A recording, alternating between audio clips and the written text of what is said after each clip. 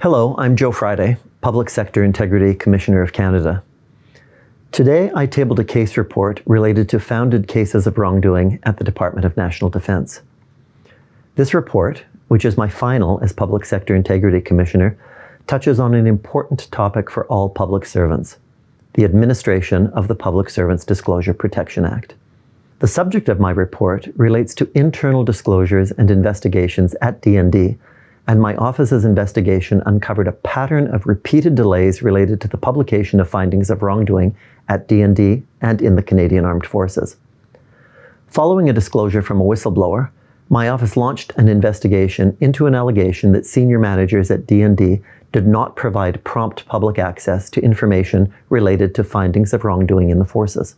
A subsequent disclosure alleged that senior managers had not provided whistleblowers with results related to findings of wrongdoing at DND and in the forces. The Act expressly requires that, following a finding of wrongdoing within an organization, the deputy head provide prompt public access to information about the wrongdoing.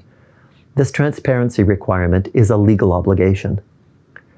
My office's investigation examined evidence related to the public reporting of wrongdoing between 2015, the year that DND's website was last updated at the time, and 2020, the year in which our investigation was launched. During this time, there were 3 findings of wrongdoing at DND and in the forces. However, no information about these findings was made public until 2021 or 2022, and only then, after the launch of my office's investigation. The evidence demonstrated a pattern in the internal disclosure process at DND and in the forces. Founded cases of wrongdoing were not being published, and in some cases, whistleblowers were not being informed of the outcome of internal investigations in a timely manner. Witnesses noted they had many concerns with how cases were being handled. In one case, files had been provided to management for final decision, never to be seen again. One witness called the process following an internal investigation chaos. Other witnesses stated that the process made no sense, and that management delayed release of a case without reason. The results of our investigation are troubling. Public servants must be able to have confidence in their senior leadership. Making a disclosure of wrongdoing is an extremely difficult and courageous act, and those who make a disclosure have a right to be kept informed and to expect that founded cases will be shared with the public. This is fundamental to the very nature and purpose of the whistleblowing regime. In this case, whistleblowers were left in the dark and had no choice but to raise the alarm again, this time about the very individuals who were meant to shine light on wrongdoing.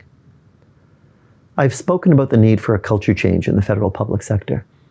The results for the most recent Public Service Employee Survey clearly underscore the need for senior leaderships to create environments where whistleblowers feel safe and supported. Further, research carried out by my office demonstrates that public servants believe there is no point in blowing the whistle because there will be no consequences for wrongdoers and things will never change. The combination of fear and cynicism is a powerful disincentive and undermines the goal of the Act, as well as confidence in the federal public sector. By delaying release of these investigation findings, DND contributed to that cynicism and let down their employees, as well as eroding their trust in the very system designed to protect them and to bring wrongdoing to light.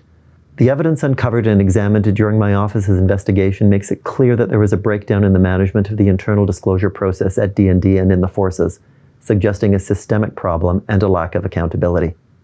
As such, I find that the Department of National Defence committed wrongdoing and that their inaction amounts to a contravention of the law, as well as gross mismanagement.